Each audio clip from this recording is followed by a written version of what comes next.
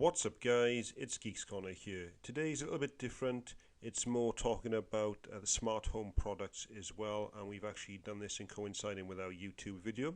So make sure you check that out, and I'll put a link in the description. And we want to thank today's sponsor, Creatively Social. What I'm going to talk about today is the smart home in general. Now, for anybody who's followed us for a while on our old channel, we've done some comparisons with Google Home, Amazon Alexa, and HomeKit with Siri integration on the Philips Hue lights. Now, I've been a user of Philips Hue for probably about 2.5 years now, coming up to 3 years at the end of the year.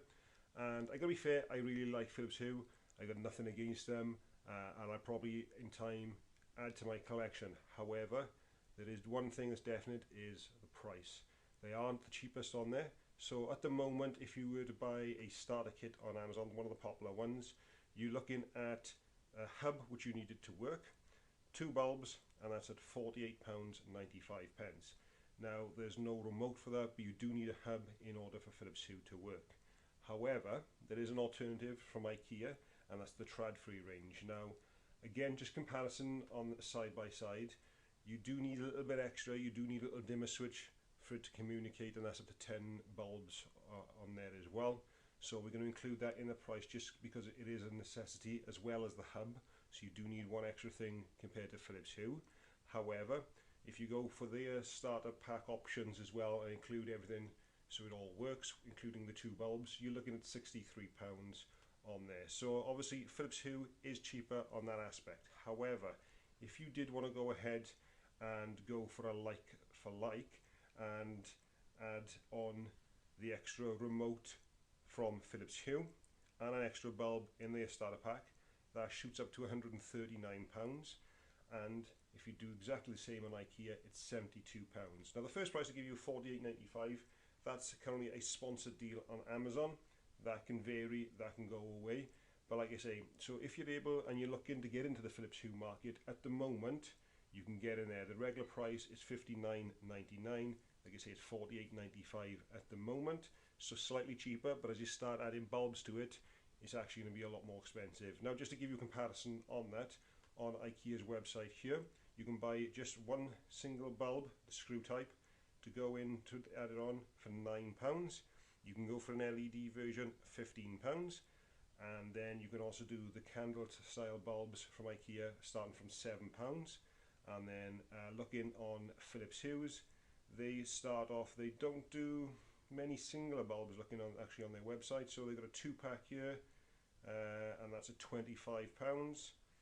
They do let's have a look here, they do a single candle type one at £24.99, so call it £25 as opposed to £7. So you can see quickly that as you add to it, it's gonna take your price up. So what you're probably better off doing is actually laying out the bit more expensive in the beginning with Ikea, and then you know that as you add to it, especially if you've got a big house or if your bulbs go, you're going to end up paying less over the long term. So you're better off with that upfront cost. So like I say, the upfront cost, even with the offer at the moment, is a lot better. If you take away that offer, Philips Hue still slightly better, but like I say, the bulbs then are a lot more expensive. Now, I've done some shopping around. There are several other options out there, but I just want to compare these two because these two I've tested. I know there's a TP-Link bulb out there in their system. I've never used those, so I can't really talk about it. Today's episode is sponsored by Creatively Social. Creatively Social helps you in building your social media platforms for your business to thrive with fresh content, marketing and engagement, taking the pressure off you. You can save yourself hours in your day for a better work-life balance. Get in touch at creativelysocialva.com. And thanks to Creatively Social for sponsoring today's episode. Now, something else as well that I can attest to on the Tradfri, they do work on Siri's HomeKit.